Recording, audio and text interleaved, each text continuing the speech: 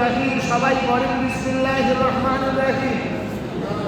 বিসমিল্লাহির রহমানির রহিমের মধ্যে আরবিতে 19টা অক্ষর আছে। বান্দা যদি বিসমিল্লাহির রহমানির রহিম বলে কোনো কাজ শুরু করে দেয়, এই বান্দার আমল নামায় 109 নেকি লেখা হয়ে যায়।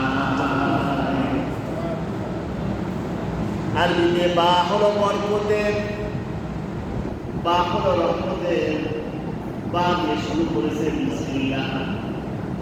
পৃথিবীতে যে কোনো কাজ করবার সময় বান্দা যদি বিসমিল্লাহির রহমানির রহিম বলে পড়ে, এই বান্দার আমল নামার ভিতরে বরকত দেওয়ার চাইতে আমার আল্লাহ হয়ে যায়। ইমাম মালিক রহমাতুল্লাহ আলাইহি বলছেন, এমনকি আমি জুতা সিন্দেল পায়ে দেওয়ার সময় কখনো বিসমিল্লাহ বলে পড়তাম না, মাথার টুপিটা পরবার সময় কখনো বিসমিল্লাহ বলতে পড়ি নাই। কারণ আমার যখনই বিসমিল্লাহির রহমানির রহিম পড়েছি, আমার মনে হয়েছে বিসমিল্লাহির রহমানির রহিমের মধ্যে আল্লাহ তিনটা নাম আছে। বলি কয়টা? একটা হলো আল্লাহ, একটা হলো রহমান, একটা হলো রহিম।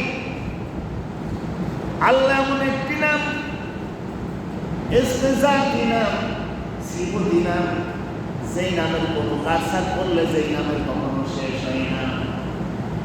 আল্লাহ দিয়ে আল্লাহকেই বোঝায়। আল্লাহ কুরআনের কালদের মধ্যে তারা পরিচয় দিচ্ছেন, আল্লাহু লা ইলাহা ইল্লা হুয়াল হাইয়ুল কাইয়্যুম। জোরে বলি আল্লাহু আকবার। আল্লাহু লা ইলাহা ইল্লা হুয়াল হাইয়ুল কাইয়্যুম। আল্লাহ হলো চিরস্থায়ী চিরঞ্জীবী। এখানে চিরস্থায়ী চিরঞ্জীবী দ্বারা আল্লাহকে বোঝানো হয়েছে। আল্লাহ নাম লিখতে হামজা বা আলিফ লাম লাম হা ইকুয়াল টু হলো আল্লাহ। এই প্রথম অক্ষরটা আলিফটা আপনি কেটে দেন, থাকে হলো লিল্লাহ। আল্লাহ শব্দের আলিফ কেটে দিয়ে লিল্লাহ বললে আল্লাহকেই বোঝায়। প্রমাণ দিকে আল্লাহ কোরআন কারিমের মধ্যে রব্বুল আলামিন নিজেই বলেছেন, লিল্লাহি বলুন, লিল্লাহি মা ফিস সামাওয়াতি ওয়া মা ফিল আরদ। আসমান আর জমিন সব রাজত্ব হলো আল্লাহর। সুবহানাল্লাহ। যারা বলুন আসমান জমিনের সব রাজত্ব কার?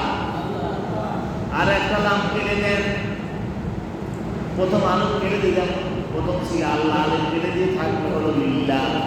লিল্লাহ যদি আল্লাহ আর একটা নাম কেটে দেওয়া হয়, থাকবে হলো লাহু। লাহু দ্বারা আমার আল্লাহকে বোঝায়। প্রমাণ দিবে আল্লাহ কোরআন। কোরআনকে জিজ্ঞাসা করি, কোরআন লাহু দ্বারা আল্লাহকে বোঝায়, যদি তার দলিল প্রমাণটা দিয়ে আল্লাহ কোরআন বলে, লাহু মুলকুস সামাওয়াতি ওয়াল আরদ ওয়া হুয়াল আজিজুল হাকীম।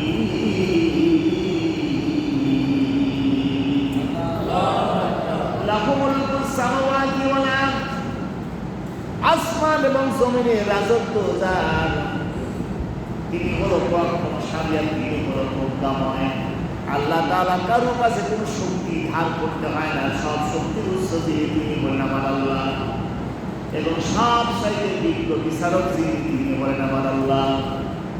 আর একটা লাম কেটে দেন, থাকে হলো শুধু ভূ শব্দ। ভূ দিয়ে আমার আল্লাহকে বোঝায়। কোরআনকে জিজ্ঞাসা করে আল্লাহ কোরআন দিয়ে ভূ দিয়ে আল্লাহকে বোঝায়, যদি দলিল প্রমাণ দিয়ে দাও। কোরআন কারীম সুন্দর করে বলেন, হুয়াল্লাহুল্লাযী লা ইলাহা ইল্লা হু। জোরে বলা যাবে কি আল্লাহু আকবার। সুতরাং আল্লাহ এমন একটি নাম, যেই নামের কখনো কারসাত করলে, কখনো যেই নাম পরিবর্তন পরিমার্জন করা যায় না, সেই নাম হলো আল্লাহ। আর আল্লাহ নামটা হলো আল্লাহর ইসমে আযমি নাম। আল্লাহ নামটা হলো ইসমে জাতি নাম। এই নামের যখন বান্দা জিকির করে, বান্দার আমল নামার মধ্যে আল্লাহর শব্দ জোরে পড়ে। এই নামের জিকির সকাল সন্ধ্যায় আমাকে সর্বদাই নামের জিকির আপনাকে করতে হবে। বই বলেছেন, বাঁশে বাজনে হেকায়েত মিনা, বাঁশে বাজনে হেকায়েত মিনা, ওয়াজুদাই শেকায়েত মিনা। কবি বলছেন, আপনি যখন বৃষ্টি রিমঝিম করে পড়ে, আপনি কান ফালায় দিয়া কান লাগায় সঙ্গে বৃষ্টি মিষ্টির মধ্যে আল্লাহ আল্লাহ নামের জিকির শোনা যায়। সুবহানাল্লাহ বলে। কবি বলছেন বাতাস যখন বলে শব্দ যায়, সহসা শব্দের মধ্যে আপনি খেয়াল করবেন, সহসা শব্দের মধ্যে আল্লাহ জিকির করতে করতে বাতাস বয়ে চলে যায়। কবি বলছেন ভ্রমণ যখন তার গুঞ্জুরের মধ্যে গুনগুন করে যখন গান গায়, তার গুঞ্জুরের মধ্যে আল্লাহ আল্লাহ নামের শব্দ থাকে। পৃথিবীর এমন কোনো সাউন্ড নাই, এমন কোনো শব্দ নাই যে শব্দের মধ্যে আল্লাহর জিকির খুঁজে পাওয়া যায় না। সুতরাং রাসূলকে বলা হচ্ছে নবী, কোরআনকে লিপিবদ্ধ করবার জন্য আপনার বেশি করে ধর্নার দরকার নেই, জিহ্বা নাড়ানোর প্রয়োজন নাই। আপনি কেবল শুনতে থাকুন আর এটা মানতে থাকুন। লিপিবদ্ধ করবার দায়িত্ব আমার আল্লাহ। সুবহানাল্লাহ। আল্লাহ রাব্বুল আলামিন কোরআন কারীমের মধ্যে বলছেন, হাল আতা আলাল ইনসানু হিনুম মিনাদ দাহরি লাম ইয়াকুন